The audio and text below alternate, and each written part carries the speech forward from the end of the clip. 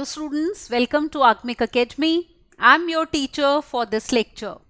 In this, we are going to discuss ICSE mock test class 10th. Alright, तो start करते हैं. अब देखो, कोई भी अगर हम mock test कर रहे हैं या कोई भी अगर एग्जाम कर रहे हो आप, सबसे पहले उसकी जनरल इंस्ट्रक्शंस ठीक से पढ़ना बहुत ज़रूरी है, सो दैट यू नो कि कितने क्वेश्चंस हैं, कितना टाइम है, तो आप अकॉर्डिंगली अपने पेपर को कर सको. अब सबसे पहले आप देखो कि इस क्वेश्चन में 3 सेक्शंस हैं, A, B and C. Each part is compulsory, कोई भी चॉइसेस नहीं गिवन है आपको. Section A has 16 MCQs of 1 mark each, तो ऑब्वियसली बहुत ज्यादा लेंथी नहीं होंगे. Section B has 6 MCQs of 2 marks each. अब 6 एमसीक्यूज हैं, हर क्वेश्चन 2 मार्क्स का है, तो है एमसीक्यूज. पूरा पेपर आपका ऑब्जेक्टिव है, बट थोड़े से लेंथी क्वेश्चन हो सकते हैं. फिर सेक्शन सी में 3 क्वेश्चंस हैं और हर क्वेश्चन के 4 पार्ट्स हैं. इट्स लाइक अ पैराग्राफ कि आपको एक पैराग्राफ दिया और उसके ऊपर 4 क्वेश्चंस पूछ लिए, और वो जो 4 क्वेश्चंस हैं each will be of 1 mark. मतलब एक एक क्वेश्चन के 4 पार्ट्स होंगे और हर part is of 1 mark. Alright, तो स्टार्ट करते हैं. सबसे पहले हम लेंगे सेक्शन ए, जिसमें जैसे कि हमने कहा 16 क्वेश्चंस हैं ऑफ 1 मार्क ईच. तो पहला क्वेश्चन आपकी स्क्रीन के ऊपर, if A is this matrix A B B A और ए स्क्वायर ये दिया है, तो आपने अल्फा बीटा ए और बी में रिलेशन बताना है. अब ऑब्वियसली आप इसमें क्या कैलकुलेट करोगे, ए स्क्वायर कैलकुलेट करोगे. तो A square will be A into A, मतलब A B B A matrix को इसी से मल्टीप्लाई करना है, A B B A. Is it all right? ये मल्टीप्लाई हम कर देंगे. अब you know how to do the multiplication. First row के एलिमेंट्स को फर्स्ट कॉलम से करो इधर, तो A square plus B square. फिर फर्स्ट रो सेकेंड कॉलम के कॉरस्पॉन्डिंग एलिमेंट्स हमारे क्या होंगे, मल्टीप्लाई. तो we have A B plus B A which is 2ab. फिर second row first column, we have B A plus A B which is again 2ab. और फिर second row second column, B square plus A square. तो ये आ गई आखिरी entry. अब ए square आपको ये मैट्रिक्स दिया है, तो मतलब ये इस मैट्रिक्स के इक्वल है जो कि आपको दिया है alpha beta beta alpha. Alright, और आपको अल्फा और बीटा की वैल्यूज बतानी है. पहली एंट्री कंपेयर करो, जैसे ये alpha A square plus B square या B square plus A square एक ही बात है. That means value of alpha is coming out to be here कितना, A square plus B square. और बीटा ये वाले एलिमेंट्स हैं, दोनों सेम हैं 2ab, तो value of beta will be 2ab. Alright, तो let us check which option is correct. Alpha is A square plus B square, beta is 2ab, तो you can see that is B option. तो here we have B option correct. Right, let's see the next question. Question number 2. You are given printed price of a TV is rupees 45,000. The shopkeeper sells the TV to a consumer at a discount of 4% on the mark price. ये आपका mark price है, इसके ऊपर 4% का discount है, और GST अगर 18% है, तो total amount paid by the customer for the TV आपने निकालना है. सबसे पहले तो हम डिस्काउंट कैलकुलेट करते हैं. तो discount will be equal to 4% of mark price, मतलब 4% of 45,000. Is it all right? तो ये हो जाएगा. तो this will be equal to 4/100 multiplied by 45,000. ये सॉल्व करके आपका कितना आ जाएगा, rupees 1800. Is it all right? तो इतना उसको डिस्काउंट मिला है, तो कॉस्ट प्राइस हो जाएगा, मार्क प्राइस में से हम क्या माइनस कर देंगे, discount. Mark price was how much? 45,000. तो look here, this will be equal to, now यहां से mark price लिखते हैं 45,000 minus 1800. तो ये cost price आपका आ जाएगा माइनस करके 43200. Is it all right? This will be the cost price. अब इसके ऊपर आपका जीएसटी लगेगा 18%. Now let us calculate GST 18% on this. Is it all right? तो अब हम कैलकुलेट करते हैं GST इसके ऊपर. तो ये देखो, GST will be equal to 18% of this cost price, मतलब 18% of 43200. which is equal to 18 upon 100 multiplied by 43200. तो ये आपका सॉल्व करके आ जाएगा ₹7776। तो आपको पूछा है total amount paid by the customer for the TV.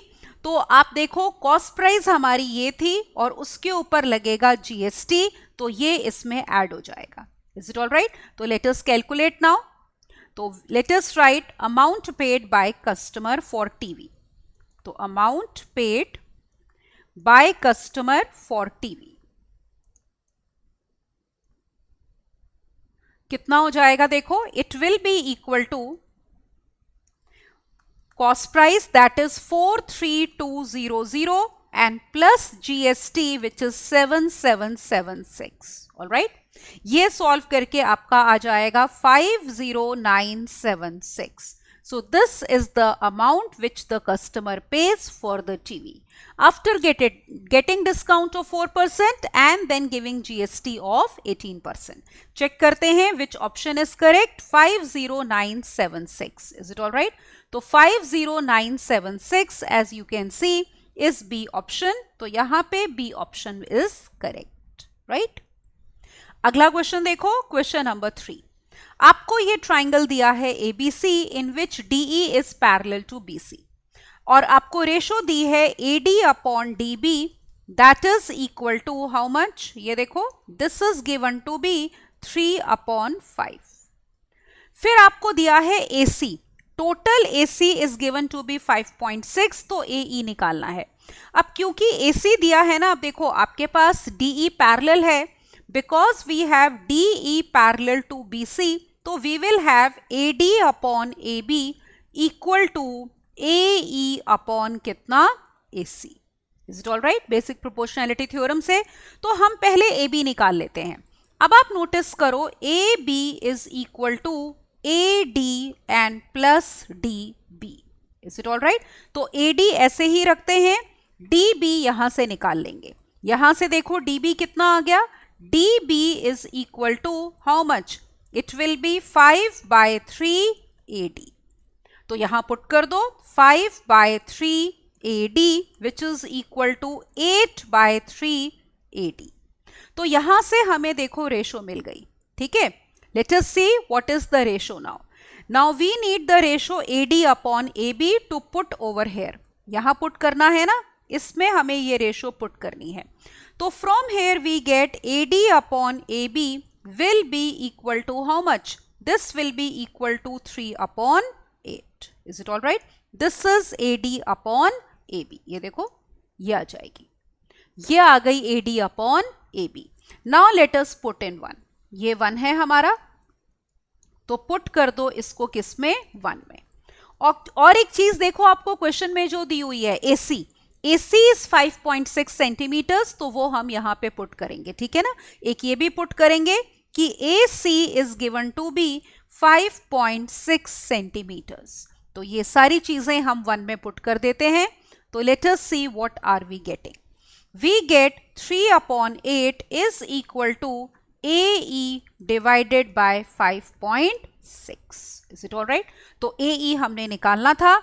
This will be equal to 3 into 5.6 or divided by 8. So this will be equal to 3 multiplied by 0.7 which is equal to how much? 2.1. That is the answer. Is it all right? तो ये देखो 2.1 आई है और units किस में होंगे? Centimetres में। तो we have 2.1 centimeters as AE. तो let us check which option here would be correct. तो यहां पे देखो, ये रहा हमारा क्वेश्चन। तो correct option AE 2.1, that is as you can see is D option. तो D ऑप्शन करेक्ट है, करेक्ट। अगला क्वेश्चन लेते हैं, question number 4। The number added to each of the numbers to make them proportional. Assume कर लो let number added be x. Is it all right? Let number added bx. तो इसका मतलब क्या हुआ कि 6 plus x, then 15 plus x, then 20 plus x, all right, और फिर हमारे पास कितना 43 प्लस एक्स, ये सारे नंबर्स हमारे पास हो गए प्रोपोर्शनल। तो अगर कॉन्टिन्यूड प्रोपोर्शन में है तो क्या रिजल्ट है हमारे पास, 6 plus x upon 15 plus x will be equal to 20 plus x divided by 43 plus x. X निकालना है, लेट्स क्रॉस मल्टीप्लाई। ऑलराइट, तो क्रॉस मल्टीप्लाई कर लो। We are getting 6 plus x into 43 plus x is equal to 20 plus x multiplied by 15 plus x। ये आप easily equation solve कर सकते हो, मल्टीप्लाई कर लो, जो कैंसिल होता है कैंसिल करो, जैसे x स्क्वायर आपका कैंसिल हो जाएगा। On solving you will get x to be equal to 3। तो simplification part you can do. तो x की वैल्यू हमारे पास कितनी आ गई, 3। तो in this case it is B option, तो यहां पे हम लिख देंगे B option is correct. Right, next question. Next is question number 5। Suraj opened a cumulative deposit account in a bank and deposits rupees 2500 per month for 2 years। अब देखो amount deposited हम P से डिनोट करते हैं, तो अमाउंट डिपॉजिटेड पर मंथ है rupees 2500। Is it all right? और n होते हैं नंबर ऑफ मंथ्स जिनके लिए हमने वो डिपॉजिट किया है। अब देखो 2 years के लिए किया है तो number of months will be 2 into 12 that is equal to 24। फिर वो बोल रहे हैं at the time of maturity he got this much money, तो rate of interest per annum निकालना है। मान लो रेट है हमारा R% per annum. Is it all right? अब देखो इंटरेस्ट का हमारा फॉर्मूला होता है P times N into, this will be P into N into N plus 1 divided bye 2 into 12 और मल्टीप्लाइड बाय R अपॉन 100। तो R तो हमें नहीं पता, बाकी P और N की वैल्यू हम यहां पे पुट करेंगे। तो I will be equal to 2500 into this will be 24 into 25 upon this is 24 into 100 और इंटू कितना R। देखो क्या क्या कैंसिल हो गया, एक तो ये 2 जीरोस हमारे यहाँ पे कैंसिल हो गए और एक 25 भी यहाँ पे, सॉरी 24 कैंसिल हो जाएगा, तो 24 से कैंसिल हो गया। तो 25 इंटू 25, तो I is coming out to be 625 R। अब देखो अमाउंट ऑब्टेन्ड ऑन मैच्योरिटी कितना होता है, इट विल बी जितना आपने डिपॉजिट किया पर मंथ उसको मल्टीप्लाई करो नंबर ऑफ मंथ से और प्लस इंटरेस्ट। तो यहां पे हम लिखते हैं amount obtained on maturity, this will be equal to, principal था हमारा जो हम हर मंथ डिपॉजिट कर रहे थे 2500 है, तो वो हमने कितने मंथ्स के लिए डिपॉजिट किया है, 24 मंथ्स के लिए, और उसमें इंटरेस्ट ऐड कर दो 625 R। Is it all right? और ये टोटल अमाउंट ऑन मैच्योरिटी देखो आपको क्वेश्चन में दिया है 67500। ऑल राइट, तो ये किसके इक्वल हो जाएगा, यहां पे 67500। ये बस इसको अब आप सॉल्व कर लो, सिंपल सी आपके पास इक्वेशन आ गई। ऑल राइट, तो on solving you will get R to be equal to 12। तो रेट ऑफ इंटरेस्ट कितना हो गया, 12% पर annum. Is it all right? ये देखो तो 12% हमारा ये हो जाएगा इंटरेस्ट। तो कौन सी ऑप्शन करेक्ट है यहां पे देखते हैं। As you can see it is C option. C option में दिया है 12%, तो C option is correct. Right, next question, question number 6। Solution of this inequality आपने बताना है और x रियल नंबर है। तो let us write the inequality first of all. We have minus 1 upon 5 is less than or equal to 3x upon 10 plus 1 and it is strictly less than 2 upon 5 और x है कोई भी हमारा real number. अब सबसे पहले क्या करोगे, एलसीएम ले लो मिडिल टर्म में। तो we have minus 1 upon 5 is less than equal to 10 is the LCM, 3x plus 10 is less than 2 upon 5। अब इस सारी इनइक्वालिटी को मल्टीप्लाई कर दो किससे, 10 से। पॉजिटिव क्वांटिटी से मल्टीप्लाई कर रहे हैं तो sign of inequality is going to remain the same, it will not change. तो this will be minus 10 upon 5 मतलब minus 2 is less than equal to 3x plus 10 is strictly less than, कितना हो जाएगा, 2 2 ज़ 4। अब देखो 10 हटाने के लिए लेट अस सब्ट्रैक्ट 10, तो यहां पे हम करते हैं सब्ट्रैक्ट 10। ऐड और सब्ट्रैक्ट करने से sign of inequality does not change, तो we are getting minus 12 is less than और equal to 3x is less than minus कितना, 6। अब डिवाइड कर दो 3 से, पॉजिटिव क्वांटिटी से डिवाइड कर रहे हैं, again sign of inequality is going to remain the same, so we get minus 4 is less than equal to x is strictly less than minus 2. Is it all right? तो ये आ गया. So this will be the inequality which is satisfied by x. Minus 4 less than equal to x, strictly less than 2. Check the option now. तो ये हमारा question था, तो आप देख सकते हो ए ऑप्शन में ये दिया हुआ है, तो that means in this question A option is correct. Next question, question number 7. You are given if nth term of this AP is same as nth term of the second AP, तो n बताना है. अब देखो first AP लेते हैं, that is given by 9, 7, 5 and so on. मान लो इसकी first term small a है जो कि 9 है, common difference is small d which is minus 2. याद रखो कॉमन डिफरेंस हमेशा अगले में से पिछली टर्म माइनस करनी है, तो जब भी आपकी एपी डिक्रीजिंग होगी common difference will always be negative.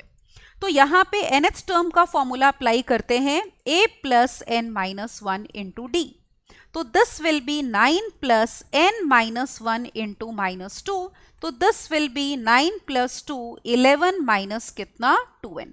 तो पहली एपी की nth टर्म हमारी आ गई. अब लो यहां पे second AP, is it all right. Second AP आपको गिवन है 15, 12, 9 and so on. Again decreasing AP है तो कॉमन डिफरेंस नेगेटिव होगा. इसमें हम एक काम करते हैं, एज्यूम कर लेते हैं, मान लो फर्स्ट टर्म कैपिटल ए है विच इज 15 और common difference capital D 12 minus 15 that is minus 3. तो nth टर्म का फॉर्मूला इस केस में हो जाएगा capital A plus n minus 1 into capital D. Let us put the values of A and D.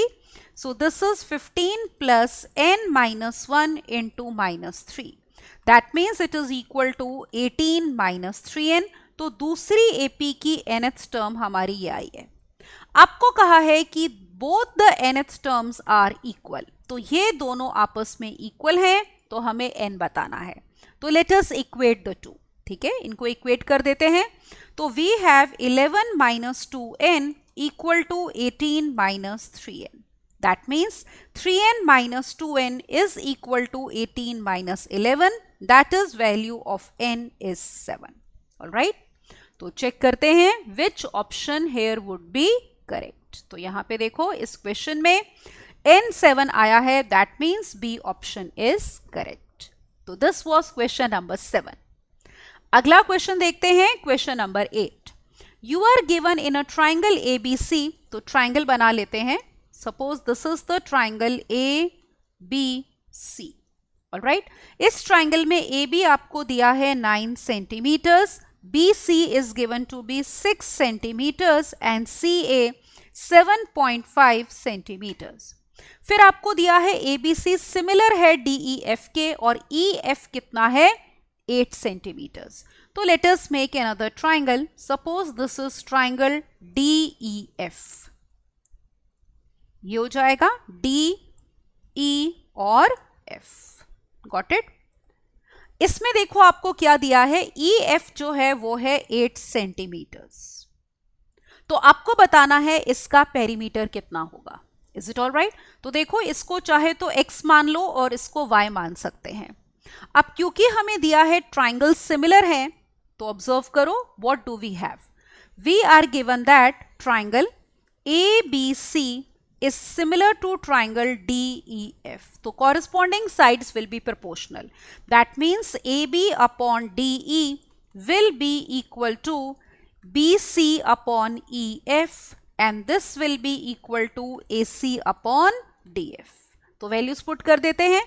We have A B as 9, unit same होने चाहिए, वो एक बार ही चेक करना जरूरी है।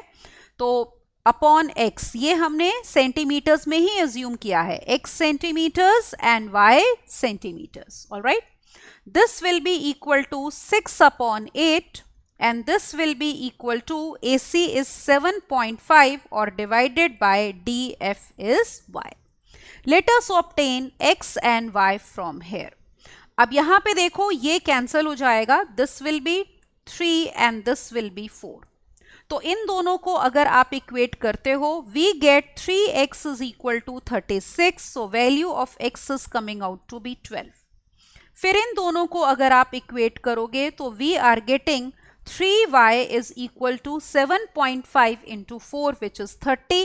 So that means y is coming out to be 10. y हमारा 10 आ गया। आपको देखो DEF का पेरीमीटर चाहिए, तो perimeter will be sum of sides, तो हम यहीं पे लिख लेते हैं। तो perimeter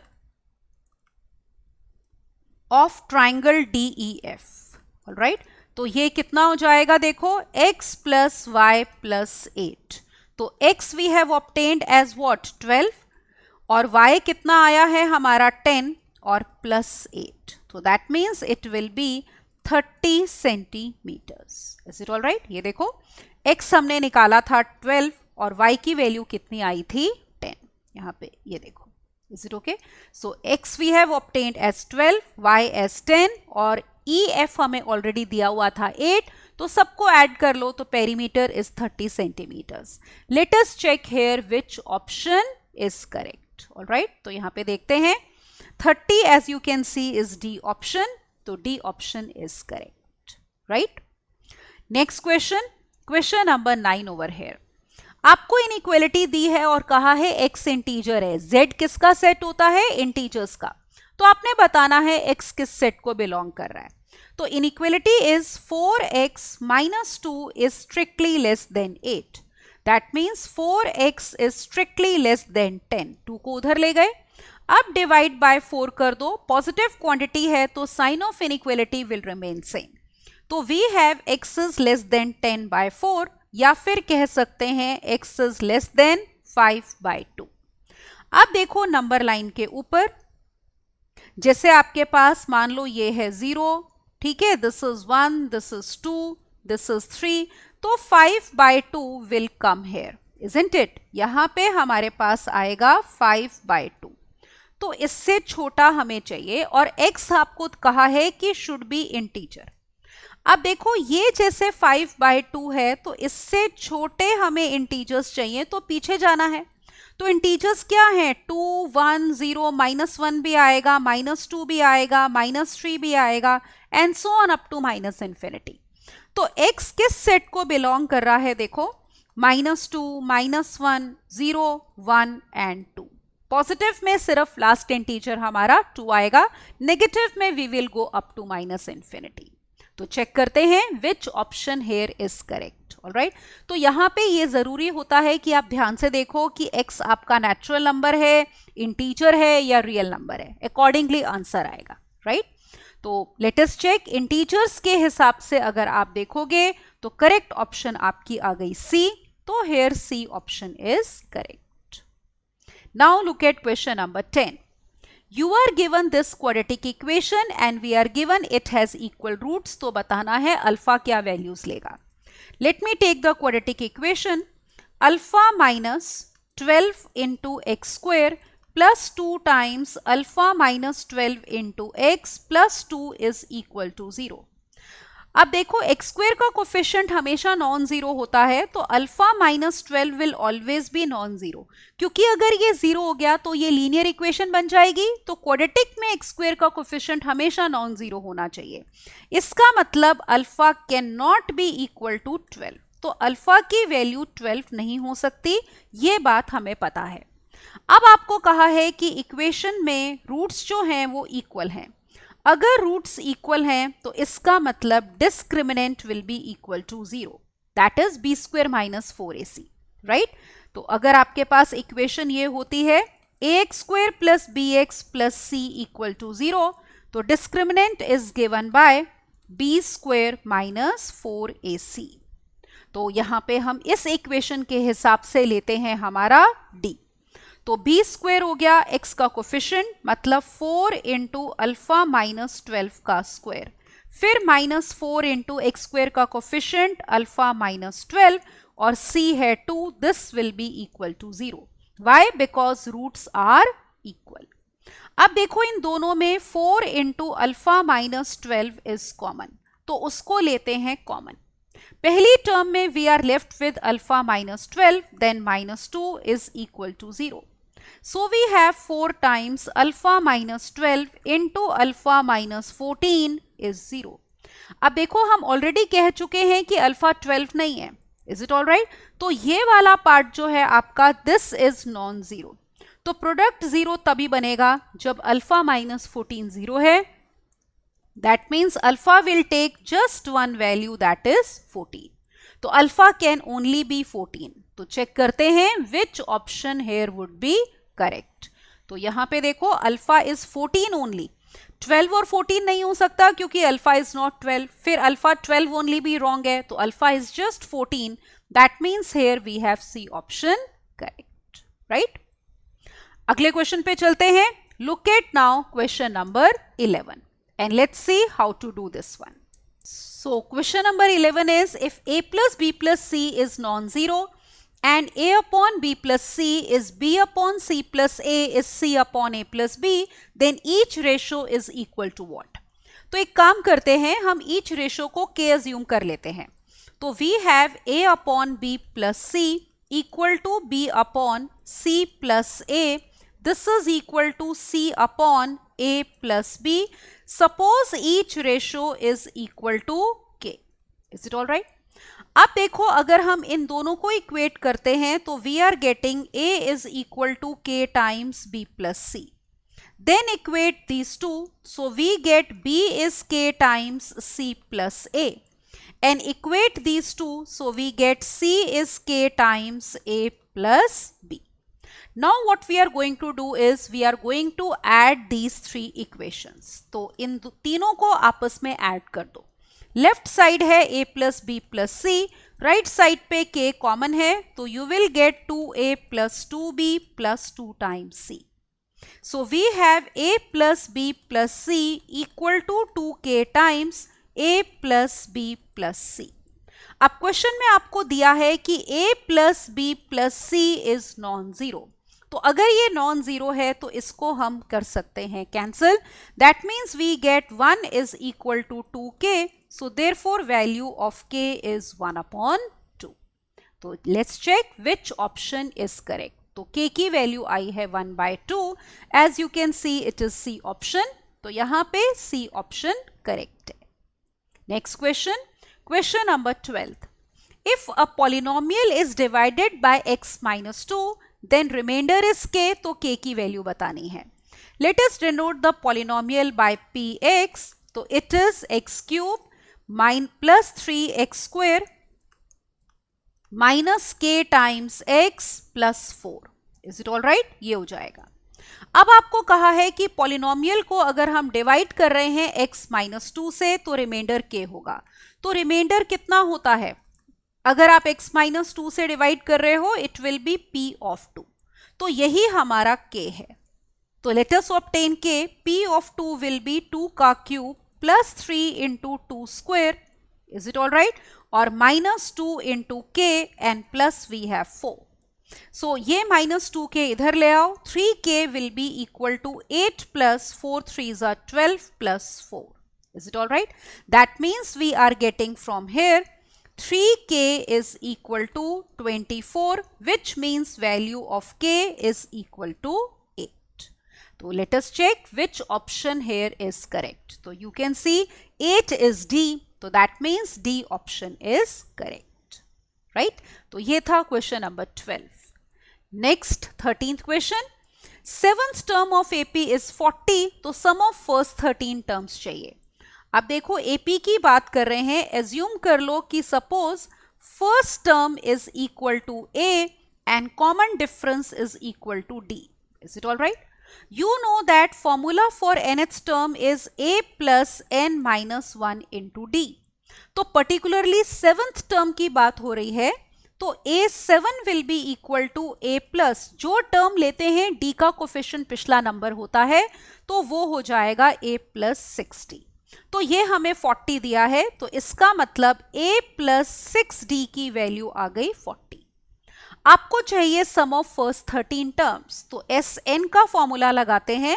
it is n by 2 into 2A plus n minus 1 into D. So we need sum of first 13 terms, तो n will be 13. तो S13 will be equal to 13 upon 2 into 2 times A और plus 12 times D. 2 common लेके cancel करो, so we have 13 times A plus 6D. आप देखो A plus 6D की value यहां put कर दो 40, तो this is nothing but 13 into 40, which will come out to be 520. So this is going to be the answer. Let us check the option here. तो as you can see 520 is A option, तो यहाँ पे A option correct. Next question, question number 14. Value of k बतानी है for which the equation has real roots. आपको पता है अगर आपके पास क्वाड्रेटिक इक्वेशन है ax square plus B x plus C equal to 0, और इसमें कहा है कि अगर रूट्स रियल हैं, रियल अगर सिर्फ दिया है तो रूट्स में भी इक्वल और अनइक्वल, तो दोनों केसेस लेने हैं, तो डिस्क्रिमिनेंट होता है ग्रेटर देन और equal to 0 if roots are real. And what is discriminant? B square minus 4ac, this will be greater than or equal to 0. Equation we are given as k times x square minus 6x minus 2 equal to 0. तो discriminant देखो कितना हो गया, 36 minus 4 into k into minus 2 will be greater than or equal to 0. Let's simplify and see what do we get. So we are getting 36 plus 8k is greater than or equal to 0. That means 8k is greater than or equal to minus 36. तो divide कर दो किससे? 8 से। Positive quantity से divide कर रहे हैं तो sign of inequality will remain same, तो k is greater than or equal to minus 36 upon 8. This implies k is greater than or equal to 4 ऊपर नीचे कैंसिल करो तो minus 9 by 2. तो ये इनइक्वालिटी सेटिस्फाई करेगा कि इट इज ग्रेटर देन और equal to minus 9 by 2. Let us check the right option over here. तो k इज ग्रेटर देन और equal to minus 9 by 2 is B option, so we have B option correct. Next लेते हैं question number 15. You are given matrix A as 2 0 minus 1 7, I identity matrix है और कहा है a square is 9a plus m times i, तो m बताना है. अब देखो अगर a square is equal to 9a plus M I है, इसका मतलब a square minus 9a will be m times i. तो पहले a स्क्वायर निकालना है, a इंटू a मल्टीप्लाई 2 0 माइनस 1 7 विथ 2 0 माइनस 1 7. ठीक है, तो मल्टीप्लाई कर लेते हैं. First row first column 4 plus 0 will B 4, फिर है 0 प्लस 0 इज 0. कैसे आया? First row second column. Then minus 2 और minus 7 is minus 9. Then second row second column 0 plus 49 is 49. Now we calculate a square minus 9 times a. तो a square आ चुका है 4 0 minus 9 और 49, और माइनस करना है 9 टाइम्स a. अब देखो 9 टाइम्स a है तो a की हर एंट्री को 9 से मल्टीप्लाई करोगे, तो कर देते हैं. 9 2 18 0 माइनस 9 और 7 9 63. अब इनको करेंगे हम सब्ट्रैक्ट, तो corresponding entries will be subtracted. तो 4 minus 18 will be minus 14, then 0 minus 9 plus 9 is 0, 49 and minus 63 is again minus 14. अब मैट्रिक्स में आपको पता है पूरे मैट्रिक्स में से कॉमन आता है, isn't it? तो पूरे मैट्रिक्स में as you can see we have minus 14 common. We are left with 1 0 0 1. Got it? or 1001 is nothing but identity matrix. That means we are getting a square minus 9a is equal to minus 14 times I. हमें ये मिला है. और देखो question में आपको क्या दिया हुआ था, a square minus 9a is m times I. तो कंपेयर कर लो दोनों को. That means value of m is minus 14. Alright, let's check the right option. तो यहाँ पे चेक करते हैं हम. तो m की वैल्यू हमें बतानी थी minus 14, that is C option. So we have C option correct. अगले क्वेश्चन पे चलते हैं. सेक्शन ए का ये आखिरी क्वेश्चन है जो कि 1 मार्क ईच थे. If k is added to this polynomial so that resulting polynomial leaves remainder 1 when divided by 2x plus 1, तो k बताना है. अब देखो यहाँ पे अगर हम इसमें k ऐड कर दें तो एक तरह से polynomial ये हो गया 2x cube minus 3x square minus 8x plus k, and it leaves remainder 10 when divided by 2x plus 1. तो इसका मतलब p ऑफ माइनस हाफ किसके इक्वल है, 10 के. तो x के बदले में पुट करते हैं minus half. That means 2 into minus half का cube minus 3 into minus 1 by 2 square, then minus 8 into minus half plus k will be equal to 10. And we have to find the value of k. तो यहाँ पे देखो k की value निकालनी है. ये हो गया 2 इंटू माइनस 1 अपॉन 8 मतलब minus 1 by 4. This is minus 3 by 4.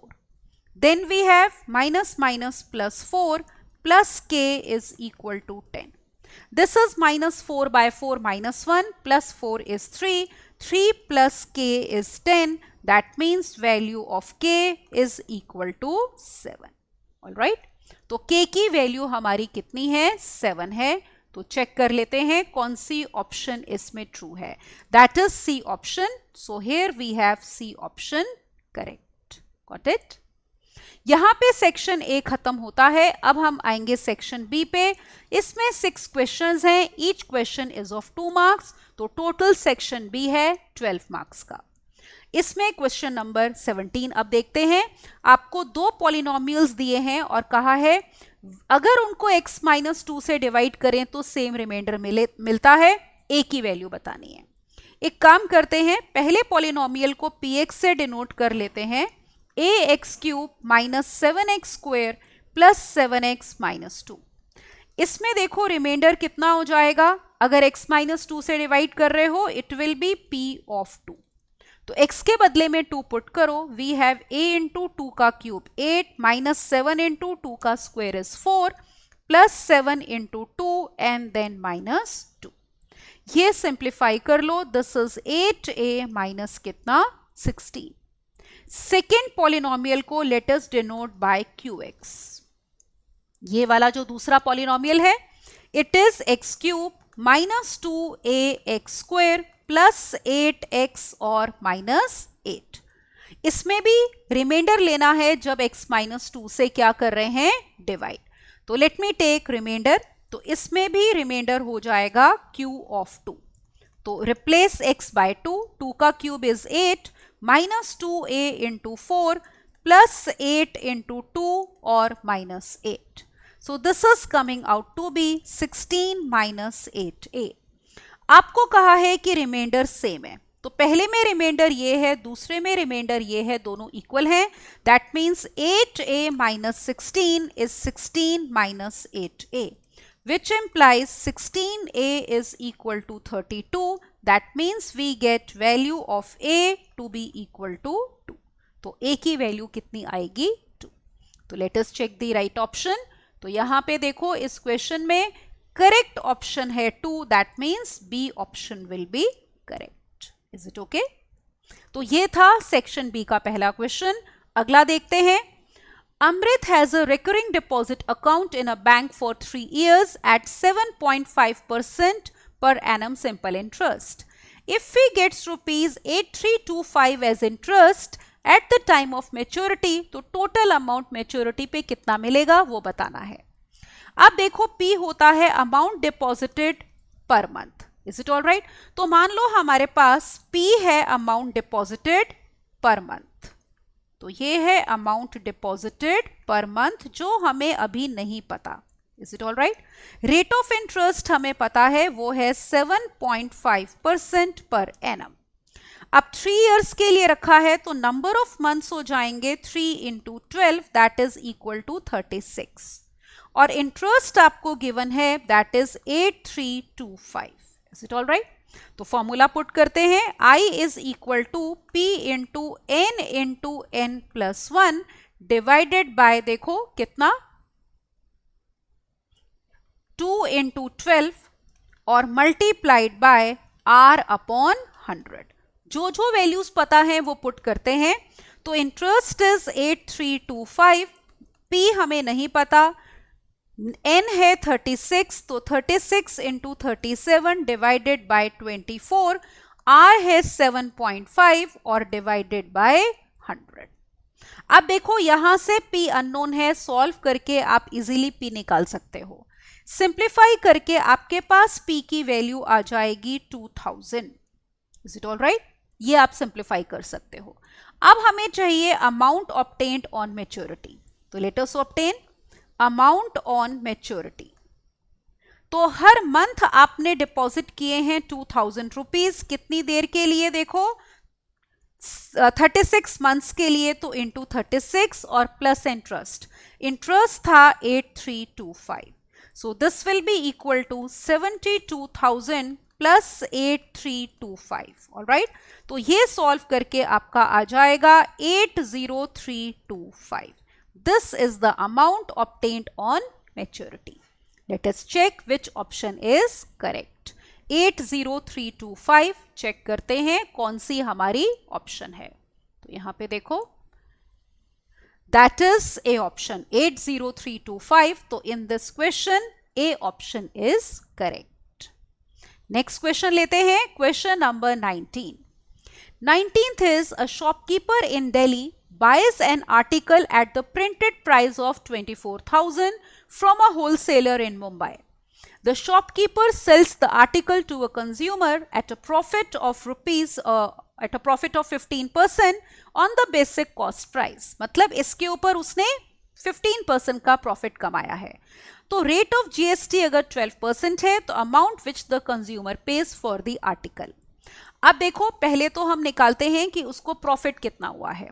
तो profit obtained by shopkeeper is 15% of 24,000, isn't it? So this will be 15 by 100 multiplied by 24,000.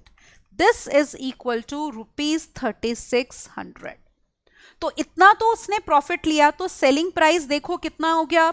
Selling price will be equal to cost price plus profit, isn't it? तो cost price था 24,000, उसमें हमने add किया 3600. तो this is equal to rupees 27600.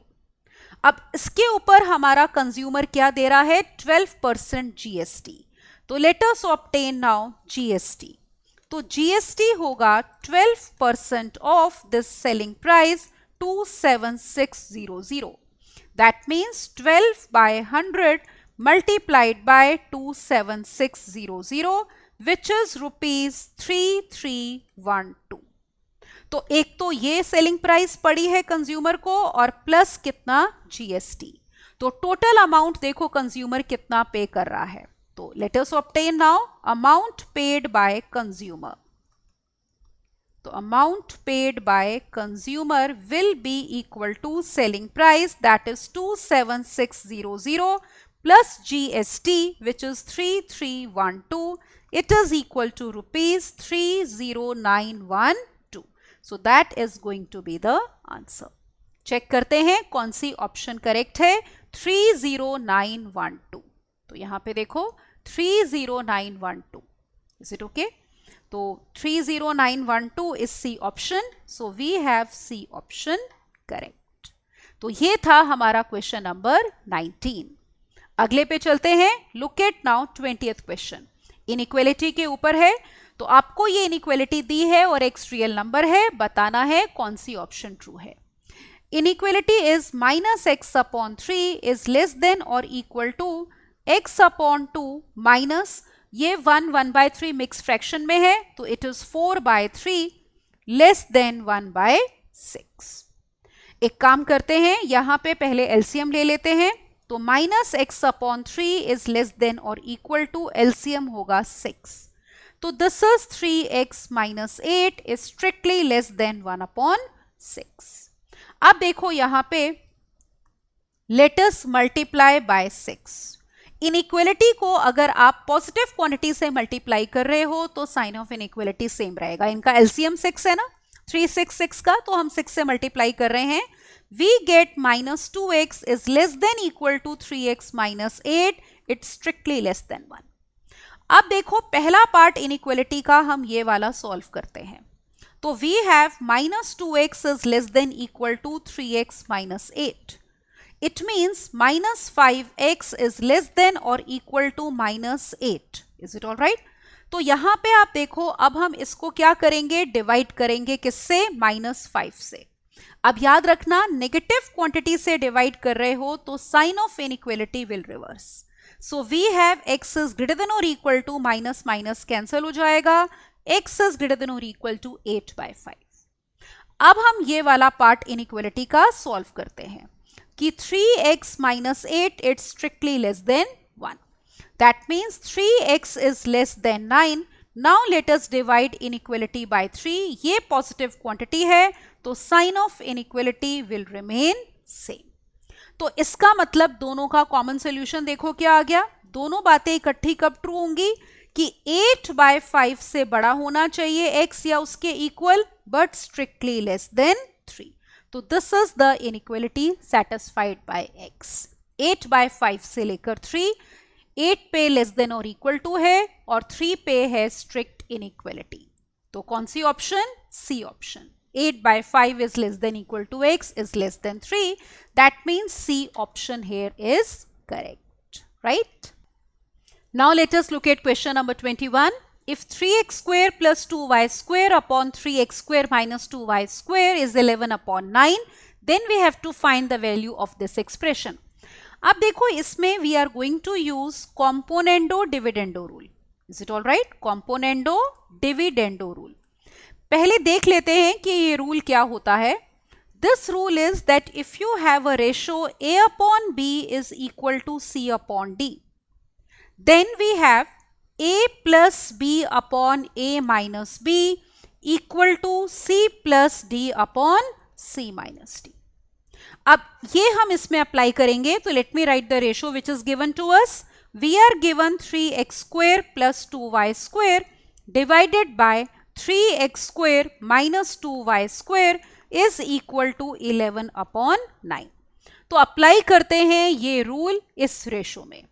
तो numerator देखो a plus b, ठीक है, numerator plus denominator, so we have 3x square plus 2y square plus 3x square minus 2y square.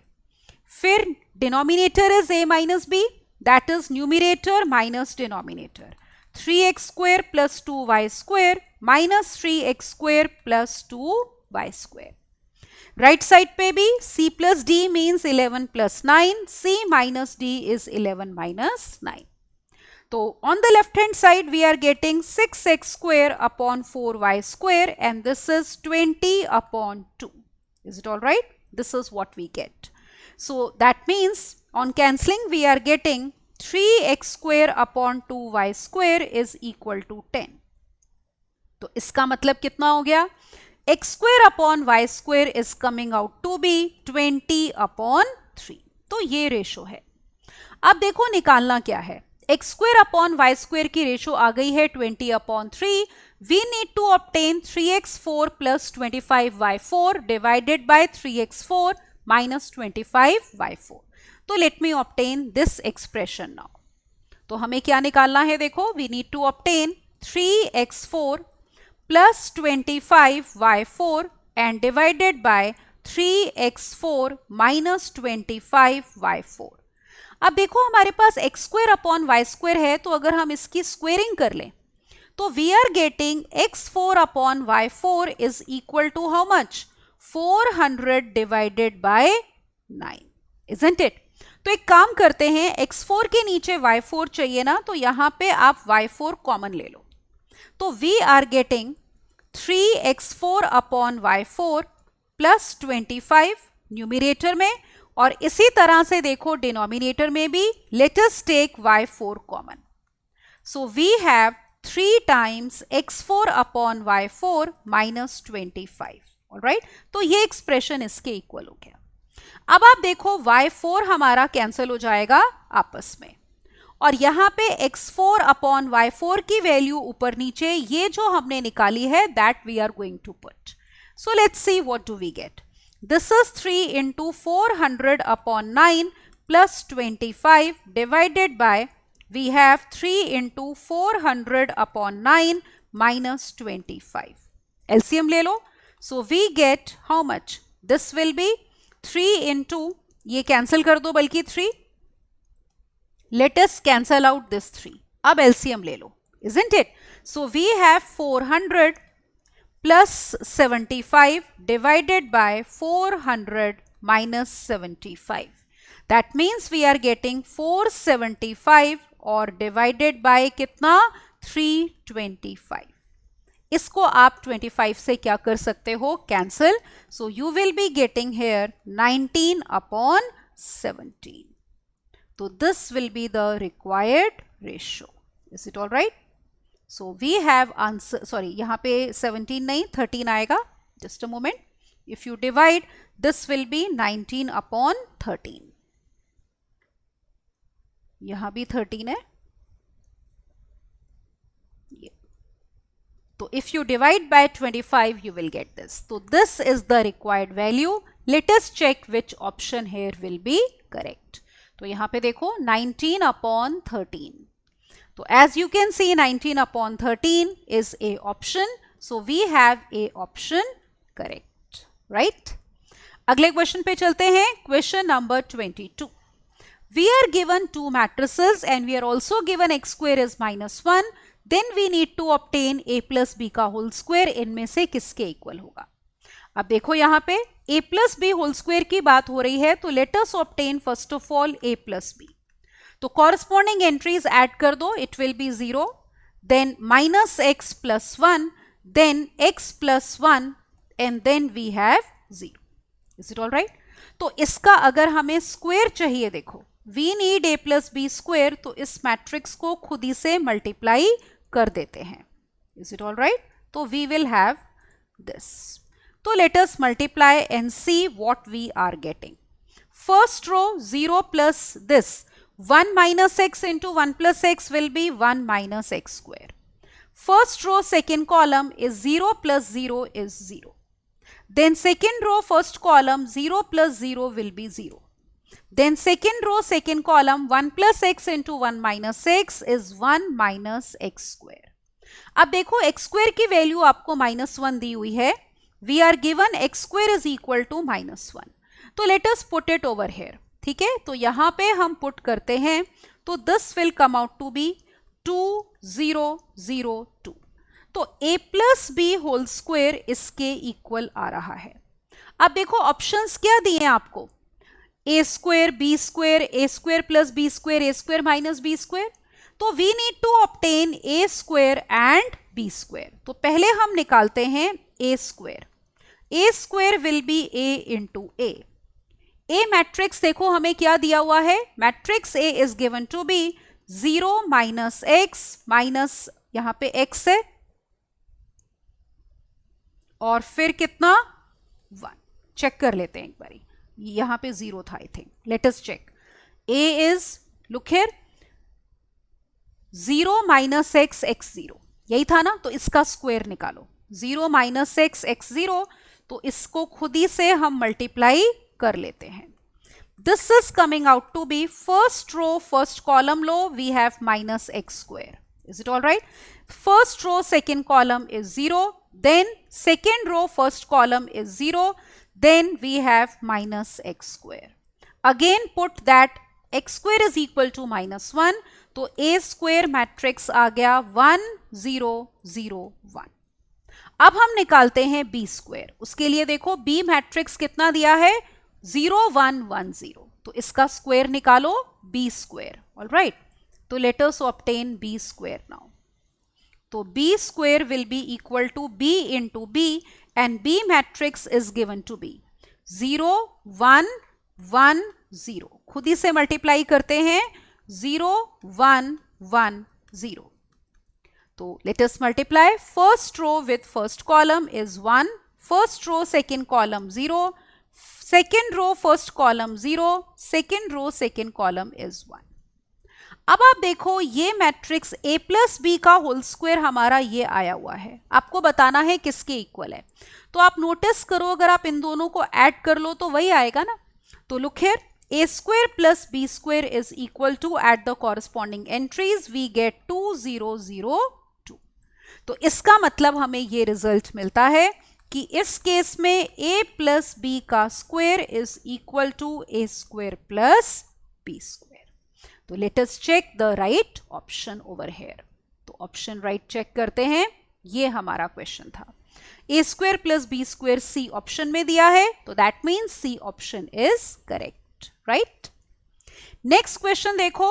अब वो आएगा सेक्शन सी में. जैसे कि मैंने कहा था, सेक्शन सी में आपके पास 3 क्वेश्चंस होंगे. हर क्वेश्चन के होंगे 4 parts and each part is of 1 mark. तो टोटल सेक्शन सी हो गया 12 मार्क्स का. तो करते हैं आगे इसको कंटिन्यू. तो क्वेश्चन नंबर 23 में इंफॉर्मेशन देखो क्या दी है. A trader bought x number of articles for ₹1200. तो x आर्टिकल्स की कॉस्ट है 1200. 10 वर डैमेज्ड. तो ही sold each of the rest at ₹2 more than what he paid for it, thus clearing a profit of ₹60 on the whole transaction. तो पूरी transaction पे उसको profit ₹60 का हुआ है. तो उसके ऊपर बेस्ड अब हमारे क्वेश्चंस हैं. पहला क्वेश्चन ये है, selling price of non damaged articles क्या होगा. अब देखो इसको करते हैं. कैसे करोगे, पहले तो देखो cost price of x articles आपको दी हुई है ₹1200. तो यहां से हम निकाल लेते हैं cost price of 1 article. Is it all right. तो दिस इज इक्वल टू ₹1200 और डिवाइडेड बाय x. अब देखो डैमेज्ड आर्टिकल कितने थे, 10. डैमेज्ड वर 10. तो नॉन डैमेज्ड कितने हो गए, जो डैमेज्ड नहीं है मतलब ठीक है, that will be x minus 10. Is it all right. अब जो नॉन डैमेज्ड है उसके ऊपर सेलिंग प्राइस आपको इनकी निकालनी है. तो वो कितने में सेल कर रहा है.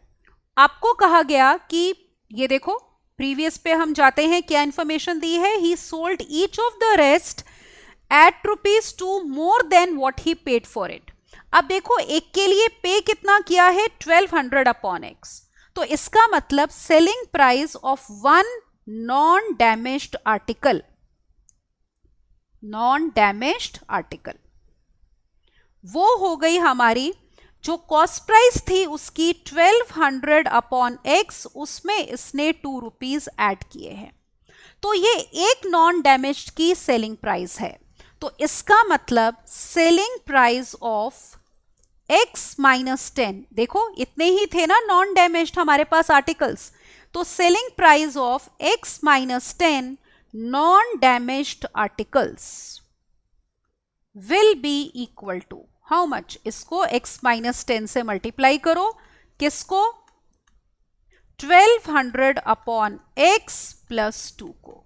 तो चेक करते हैं विच ऑप्शन इज करेक्ट. तो ये देखो अब हम करेक्ट ऑप्शन यहां पे देखते हैं. तो यहां पे है कितना, this is wrong, x minus 10 into 12 upon 100 plus x. So that means in this case B option is correct. अब उसके बाद अगला क्वेश्चन ये है, quadratic equation formed in terms of x. अब देखो आपको क्वेश्चन में ये कहा गया था पूरे पे उसको जो प्रॉफिट हुआ ₹60 का हुआ. तो इसका मतलब सेलिंग प्राइस हो जाएगी cost price plus profit. Is it all right. तो ये हो गया 1200 और plus 60, that is equal to ₹1260. ये सेलिंग प्राइस किसकी है, of x minus 10 non damaged articles की. अभी हमने पिछले क्वेश्चन में किया कि यही selling price of x minus 10 non damaged articles कितनी थी, ये देखो, it was x minus 10 multiplied by 1200 upon x plus 2. Is it okay? तो ये भी देखो सेलिंग प्राइस है क्योंकि टोटल प्रॉफिट आपको 60 रुपीज का हुआ, और ये भी दोनों को इक्वेट कर देंगे तो हमें हमारी क्वाड्रेटिक इक्वेशन मिल जाएगी.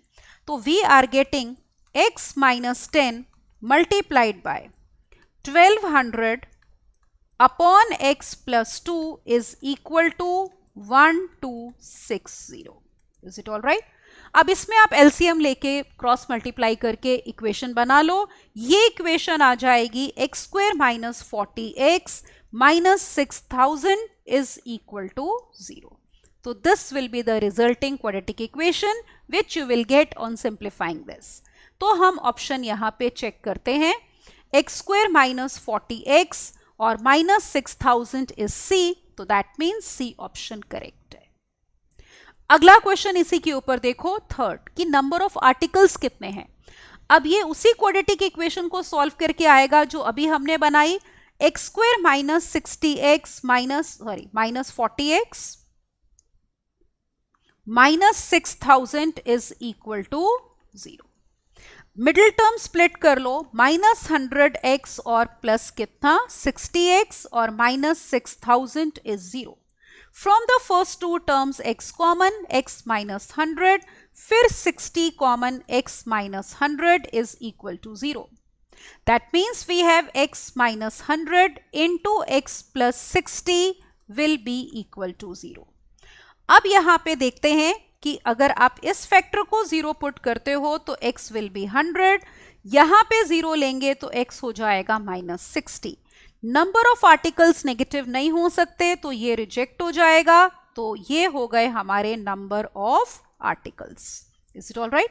So this will be the number of articles which he bought, that is 100. So let us check the right option over here. So number of article bought are 100, that means B option here is correct. अब इसी के ऊपर आखिरी question, fourth part, cost price of each article. अब देखो cost price of each article हमारा था 1200 upon x, isn't it? Total उसने 1200 रुपीज दिए थे x आर्टिकल्स के, x हमने निकाल लिया है 100, तो that means cost price of each article is ₹12. तो 12 rupees, that means here C option is correct. Is it all right? तो ये था हमारा क्वेश्चन नंबर 23. इसके हमने कर लिए चारों parts. Now let us move on to the next question. So next question is question number 24, in which we are given two APs 975 and 24 21 18. Is it all right? तो देखते हैं इसके ऊपर हमें क्या क्वेश्चंस दिए हैं. पहला पार्ट है nth term of two APs अगर सेम है तो n की वैल्यू बतानी है. तो let us take the first AP which was given as, देखो क्या दी हुई थी हमें first AP, it was 975 and so on. तो 975 ये हमारी है फर्स्ट AP. इसमें देखो first term is 9 and common difference is -2. तो nth टर्म निकाल लेते हैं. Formula is a plus n minus 1 into d. That means we have 9 plus n minus 1 into -2 which is equal to how much 11 minus 2n. Is it okay? तो ये हो गई पहली AP की nth term. Now let us look at the second AP. अब हम यहां पे लेते हैं हमारी second AP. Second AP is given as 24 21 18. So let us write 24 21 18 and so on. In this case, first term capital A is 24 and common difference is -3. Let us obtain the nth term over here. All right. तो nth term will be a plus n minus 1 into capital D, which is 24 plus n minus 1 into -3. That means it is equal to 27 minus 3n. अब आपको कहा है दोनों APs की nth terms क्या हैं, equal हैं, तो these two are equal. Let us equate the two and find n. So we have 11 minus 2n equal to 27 minus 3n. That means we have n equal to how much? 16. तो number of terms are 6, मतलब 16th term है जो दोनों में same है. Is it all right? तो n की value 16 है अगर हमारे पास nth term दोनों में same है. तो यहाँ पे देखो 16 है आपकी D option. So D option is correct. इसी का अगला पार्ट लेते हैं कि term which is same in two APs. अब देखो अभी अभी हमने n निकाला कितना? 16, और पहली एपी में nth टर्म थी 11 माइनस 2n. तो n की वैल्यू पुट कर दो. 11 minus 2 into 16 means 11 minus 32 which is minus 21. या आप ये भी कर सकते हो, सेकेंड वाली एपी की nth टर्म ले लो. वो कितनी थी देखो? 27 माइनस 3n. तो 27 minus 3 into 16 means 27 minus 48. Again it is coming out to be minus 21. So minus 21 as you can see is B option. So we have B option correct.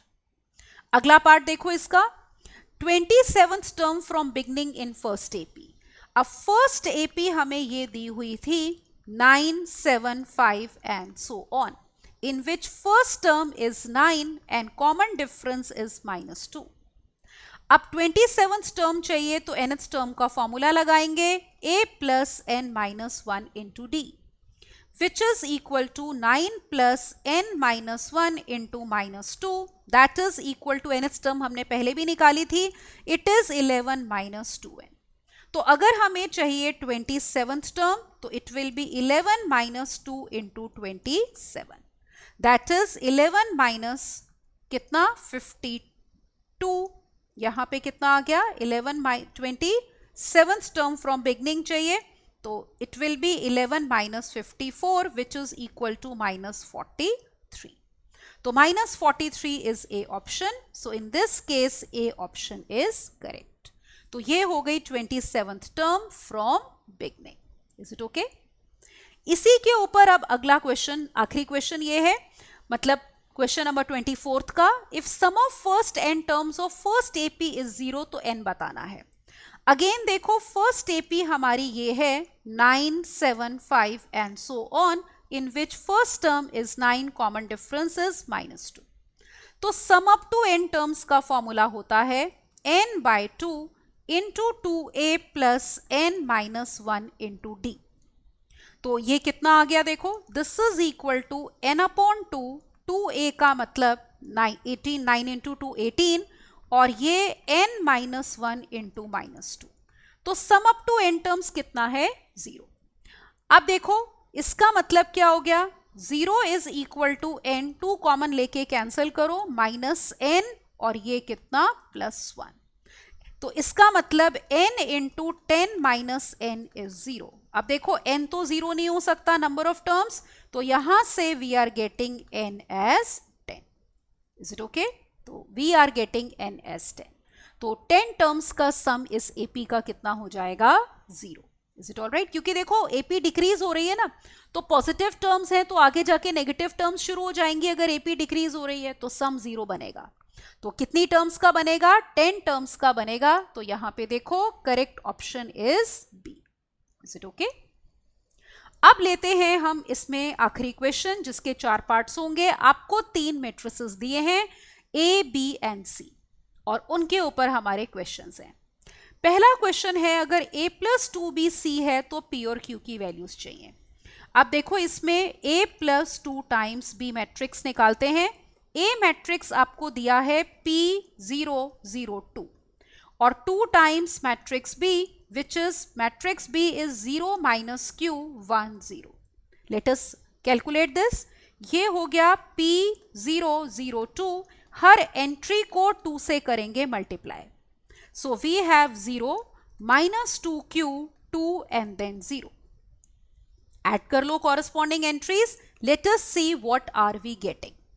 तो ये हमारे पास आ गया P minus 2Q, then we have 2, और यहां पे भी कितना? 2. और A प्लस 2B आपको किसके इक्वल गिवन है? C के इक्वल गिवन है.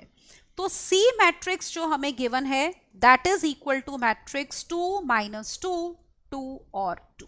ये मैट्रिक्स गिवन था.